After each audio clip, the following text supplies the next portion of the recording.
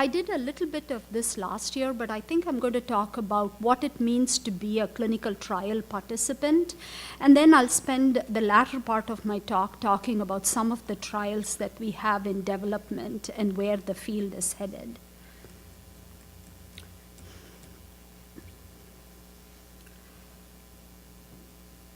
Okay, so the goal of any clinical trial really is just to find better ways to treat cancer. And there are clinical trials in every phase of a disease, so either for better detection, better ways to diagnose a disease, and ways to treat, which is what we are focused in, and also some in prevention. So you could have trials for new drugs. There could be trials just determining a new approach to surgery, for instance, laparoscopic surgery versus open surgery. And then finally, new methods such as gene therapy. So trials are really so broad that you could apply them in many different ways. So how does a clinical trial work? Before I start, can I have a show of hands of how many people have been on a trial? So a couple. So how do clinical trials work? Typically, a question is asked, okay? So if I am designing a clinical trial, I ask a question, is laparoscopic surgery a better treatment for kidney cancer? So we think about it, we decide about who would be the right patients to come on to this trial. We then submit it to our institutional review board for every university of every place. They look at it, so there is something called the IRB, it's called Institutional Review Board, and they really look at it, and it's mostly from a patient's point of view. Are we taking people who are vulnerable and just taking advantage of them by doing something just because we want some study done? So the IRB is really a patient's advocate. They are looking at it from your point of view and saying, are these people crazy? Are they doing things that's within ethics? Is that a right thing to do? Are we putting people at a higher danger compared to what would be normal? So every institution's IRB is really looking at it from a patient's perspective. We come up with a consent that we tell you what you can and cannot expect from this trial. If there is a drug involved, that somebody who's giving us this drug, they are giving us money to support a trial being done. So there's contracts, there's budgets. And really, I think the point is that these are so tightly regulated by the institution. So if I'm an investigator doing a clinical trial, I have Stanford overseeing me like you cannot believe. I mean, the amount of paperwork that we need to do, the people whom we are accountable to, every single thing. I mean, if a patient who goes on a trial goes to a hospital just to get, say you're in a bike accident and you just have a leg injury that's completely unrelated to the trial, we have at least about 10 pieces of paper that we are submitting to a variety of people just reporting what has happened. So the bottom line is that this is really tightly regulated by a variety of people overseeing this process. Then what happens, the patients then go on study, the data is collected, and then we are looking at the benefits that you're deriving from it, and we are also looking at the harm or the side effects that this particular treatment may produce. Then the results are published, and the key really is that we want that then to be reproducible across the country and across the world, right? We may be self-selecting very selected patients at Stanford, but we want this treatment to be applicable we want this treatment to be applicable to people all over the world so that everybody can benefit from this treatment. So if you think about trials, there are many, many different. So for you to be a participant on a trial, it's very helpful to know what phase of the trial it's at. So many types of clinical trials start at a cellular level. So it starts in the lab, where they're looking at cell lines. So there may be an investigator just picking work on animals, looking at rats, looking at cell line, and then doing a drug and seeing what the effect is. Once it goes through that testing, the first in human typically is called a phase 1 trial. where in the past it used to be that patients could get very little clinical benefit from a phase 1, but that has completely changed in this last decade, where we know, including the drug that Dr. Miner just spoke about, the PD-1 went from a phase 1 directly to a phase 3 because patients in phase 1 derived benefit from it.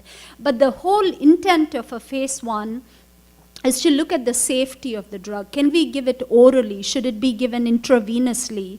Can we give it under the skin? So they're looking at very early on in humans, how is this drug, how much can be given? They look at the dose, they find a right dose. So how did we come up with Tylenol at 650 milligrams? I mean, there were a lot of trials that were done looking at Tylenol, let's say at 1500 milligrams, and finding that people at 1500 had a lot of liver problems. So you come down on a right dose, and that's the dose that works in about the majority of people without causing a side effect. So that's how you come up with the dose finding.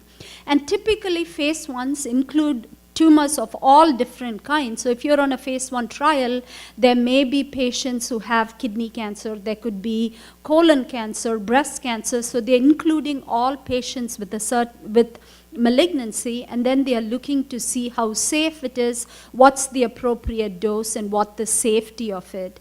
And as you do your phase 1 and you find, okay, on the PD-1, there were more patients with kidney cancer who had a good response.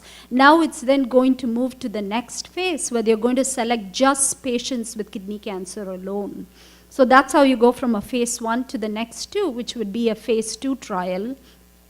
Here it's more looking at the effectiveness of a given drug. So individual tumors are studied. Typically a phase 2 trial now includes about 40 to up to 200 patients in a given trial. And here they are looking more to determine what the effectiveness of the drug was.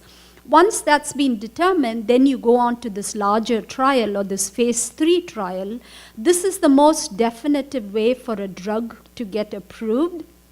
So here you're looking at thousands of patients who go on a large phase 3 trial, and it can't happen in a single place, so it's going to happen across the country, sometimes internationally, to be able to get all kinds of people to go on so that we know exactly who it's working on.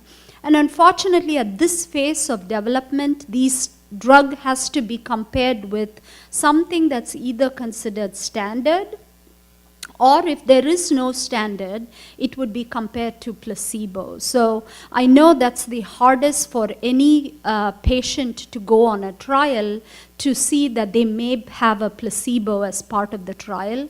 But this is where the IRB and this is where the ethics of a given trial come in, where if there was a standard, we wouldn't be doing a placebo. It would be against whatever that's considered standard. If there is no standard in a given disease, that's when placebo comes in place. And then I want to talk about this thing called randomization that's very commonly used in clinical trials. And what that really means is that for any patient walking into the door, there is an equal chance of going into either arm of the study. And this is not made by us in that room, or it's not made by our study coordinator. It's really something that's centralized. It's generated by a computer, and there are different types of blindedness. You can either have the patient doesn't know what you're on, or it could be double blinded where neither of us know what you're getting. So with that background, I just wanted to talk about clinical trials in kidney cancer and answer perhaps what we have now got 7 drugs. We have made a lot of progress in terms of laparoscopic surgery, robotic surgery. What are the important questions in kidney cancer that remain today?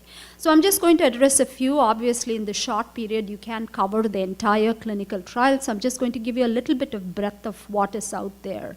So one of the important questions that we don't know today in kidney cancer, which Dr. Miner and Andrea briefly touched upon, is after patient's kidney is removed, should we be giving a treatment in a preventive fashion?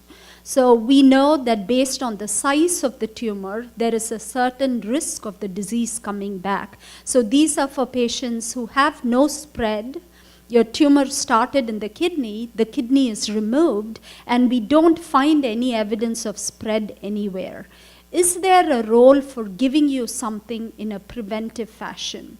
It's very common in breast cancer or colon cancer for patients to have surgery done and then go through 6 months of chemotherapy or hormonal therapy to prevent that cancer from coming back. Should we be doing something like that in kidney cancer? So let me talk about that briefly. That is called adjuvant therapy, meaning we don't see any evidence of spread, but we want to give you something in a preventive fashion. This has been looked at, in the last decade, including a group of patients with interleukin-2 that Dr. Miner just spoke about. So 250 patients were taken, half of them were given high-dose interleukin-2, and half of them were given placebo after their kidney was removed. And what did they find? They found at the end of the trial that the group who got interleukin-2 actually had a worse survival compared to the group that were just observed. So clearly here, the toxicity of interleukin-2 was more than the benefit, which is why interleukin-2 is not given to people when there is no evidence of any disease. How about these 7 drugs that we now have, the targeted drugs? They work well in metastatic disease. Could we take that in an earlier stage and give it to patients and see if there is a benefit? So that exact question is being addressed in all of these trials that we have up here. The bottom line is we don't have an answer as yet. All of these trials are ongoing, and some are done, and we are waiting for the results. So I think this question for patients who have their kidney removed, should they be going on some additional treatment, will probably be available in the next 3 to 5 years, and we don't know the answer today. So these are all the trials that are happening.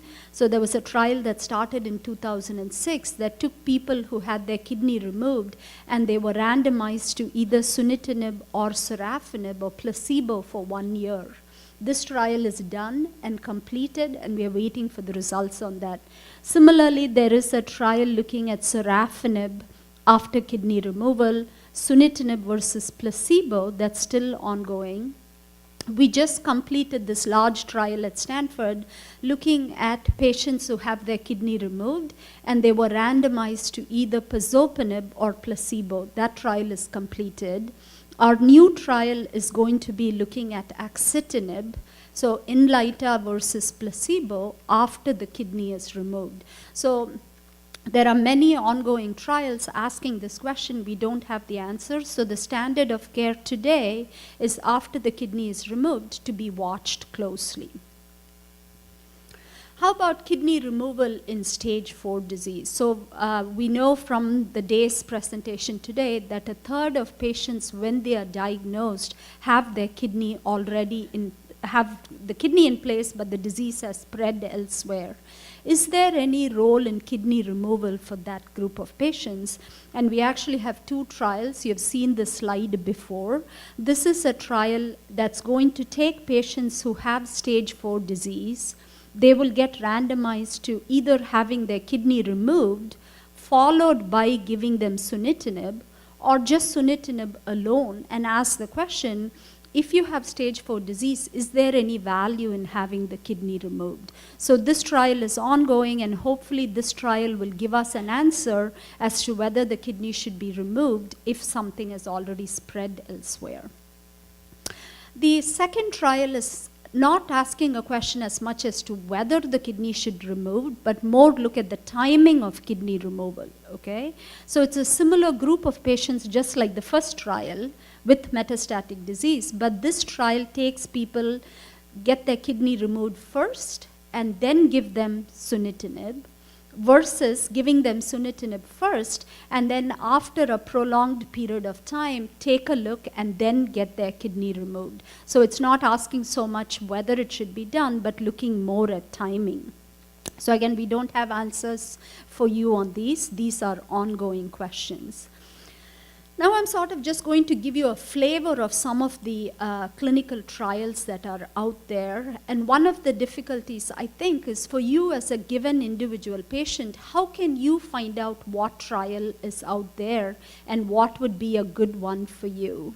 I would tell you 2 resources. Obviously, your treating doctor is going to be your number 1 resource to sort of be your advocate to tell you what is appropriate for you and what your next step is. But as we have heard from most people up here today, take charge, look at what is appropriate for you. You know what your resources are about where you can go for a given trial. And one of the best websites is really looking at National Cancer Institute, so it's clinicaltrials.gov, where all trials are listed for kidney cancer. So they have a pull-down menu. You can go put up kidney cancer, you can put your stage, and it sort of spits out all of the clinical trials that are available. You can then bring that as a resource to your doctor and say, is this appropriate for me? The KCA, the Kidney Cancer Association, and their website has trials listed as well. So these are all opportunities for you to look at what would be appropriate for you. So I'm just going to briefly run through some of the questions. They may or may not be relevant to you, but this is looking at patients with poor risk disease. So as Andrea said in the morning, that includes patients who have high calcium, who have an anemia. For that group of patients, what would be the most appropriate therapy? The drug that's approved is temsirolimus. So this group of investigators from MD Anderson is going to be asking a question, should they get pazopanib instead? Would they do better with pazopanib instead of temsirolimus? And that's the trial that they are looking at. How about non-clear cell histology? So we have spoken a lot about clear cell kidney cancer. There are a group of patients who have papillary or chromophobe. For that group of patients, what is the most appropriate drug that's available? So there are many trials looking at those, looking at an mTOR versus sunitinib, and then looking at chemotherapy drugs too, to see if that would be an appropriate treatment. There is a new drug called cabozantinib. It's a drug that's currently approved for thyroid cancer. And it's like a VEGF inhibitor, like some of the drugs that you have seen today, like sunitinib and sorafenib. But it has 2 mechanisms of action. It combines a protein called MET as well, which is used in papillary kidney cancer, plus VEGF. So this drug is, in earlier trial, is shown to have some promise in kidney cancer. So there's going to be a large trial that's initiated looking at more than 650 patients, looking at this drug cabozantinib versus everolimus. Finally, I just want to talk about some new drugs. We have already covered some of the PD-1 trials that Dr. Miner has shown you today. I just wanted to show some of the other trials that are in development. Most of us in this field feel that we have reached a plateau with the VEGF inhibitors. So how much more can drugs in the same class add? And should we be just looking at a completely new class of drugs for this disease? So this drug, dovitinib, is an FG, so it's an inhibitor, it's a tyrosine kinase inhibitor, but it's looking at patients where there may be a mechanism of resistance after failure with sunitinib. So there are drugs that are being looked at that are at a slightly different class of drugs. So I'm going to spend a few minutes, Dr. Miner spoke about PD-1 and PD-L1, but there are other immunotherapy categories that are being looked at. For instance, there is the CD137, which is a T-cell activating antibody. There are other ways to activate the dendritic cell, including toll-like receptors. And then there are ways to activate your dendritic cells. So I think the point of this slide to show this group is mostly to tell you that immunotherapy is completely being revisited again. And it's not just interferon and interleukin-2 anymore. PD-1 and PD-1 pathway are the most advanced in kidney cancer, so that's what we are going to see in the next several years. But there's a whole host of other associated drugs that are coming that are going to have a significant impact in this disease. So this was the trial that Dr. Minor alluded to, which is open at City of Hope.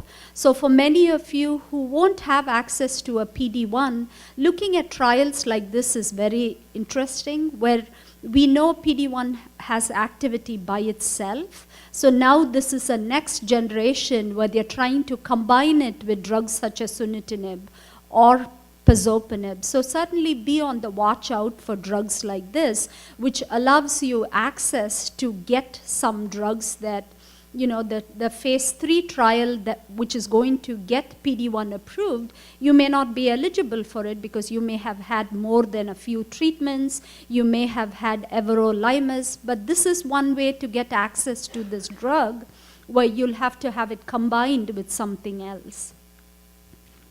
So I want to talk briefly about this one more compound, which I think is really an interesting drug. It's called IMA 901, and it's just a flavor to show you the breadth of immunotherapy that's happening in kidney cancer.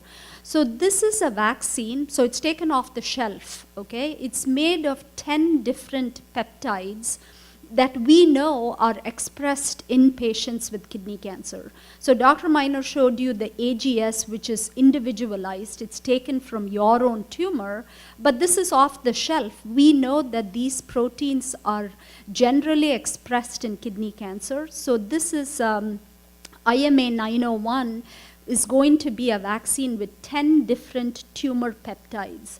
So how does it work? It's really interesting that you just inject it in your skin, okay? So you inject it subcutaneously, and the idea is that the minute you put these 10 peptides in your body, the dendritic cells are going to come towards the injection site.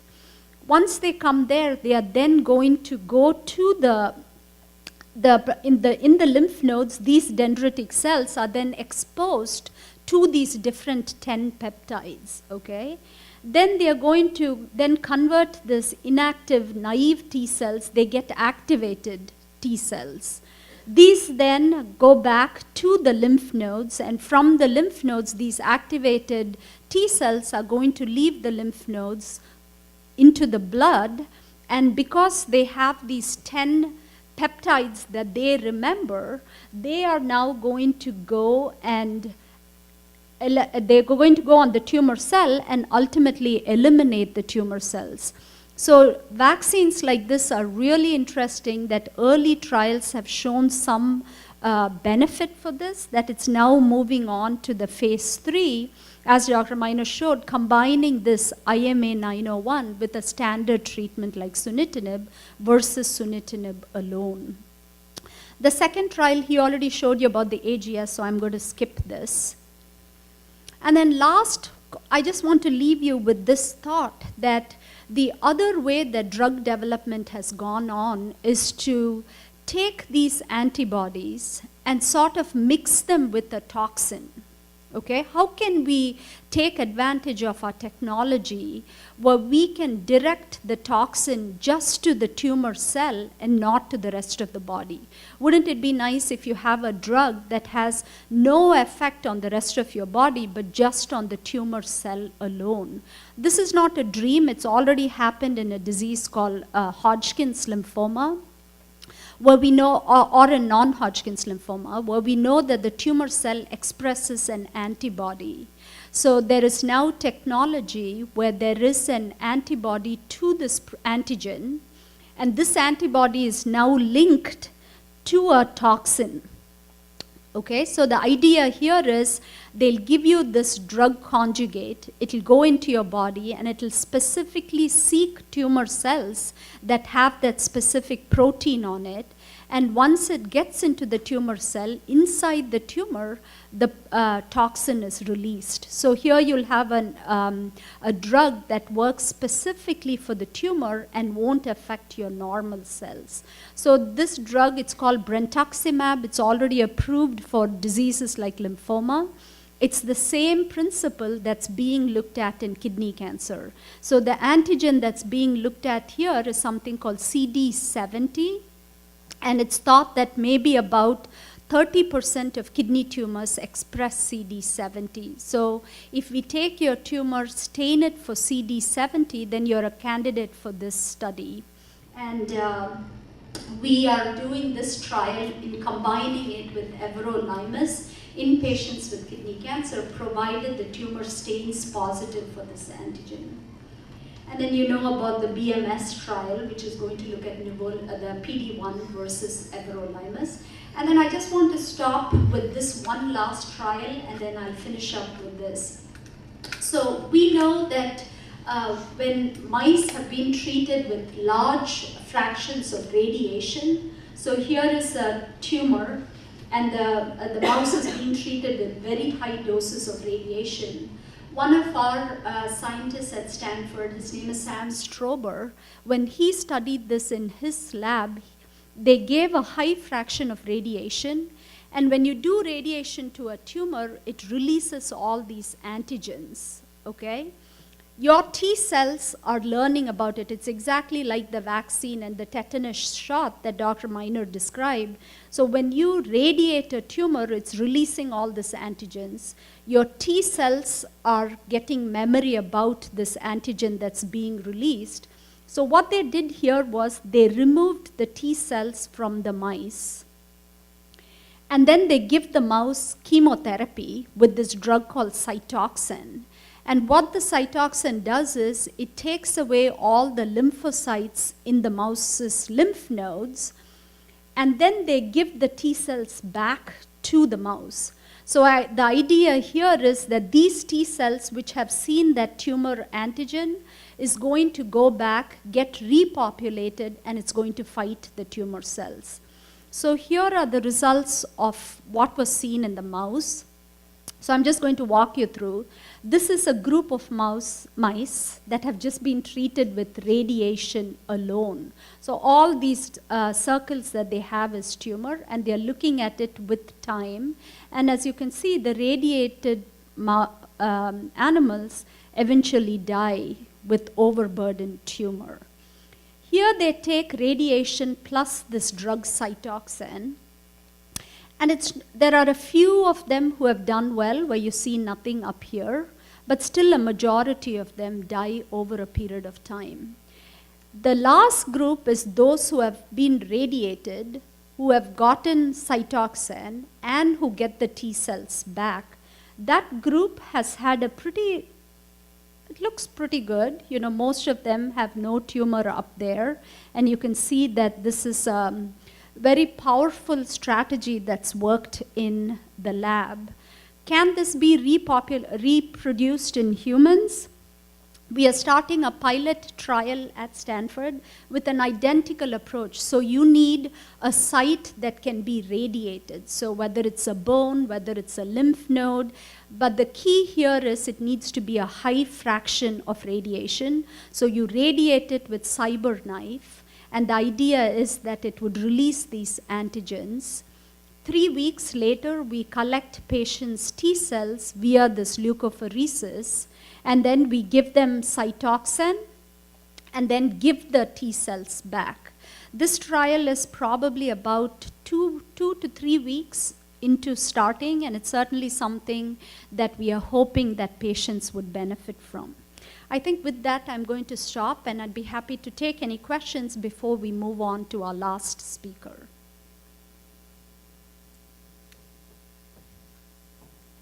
Yes.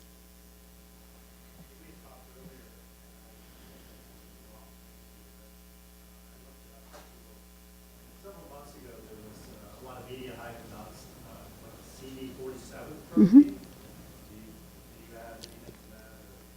Well, that's a drug that's still in development again. You know, it's not made it to humans. It's being developed in one of the labs at Stanford, and there is a lot of promise and hype about it because what they've seen in the lab seems extremely promising.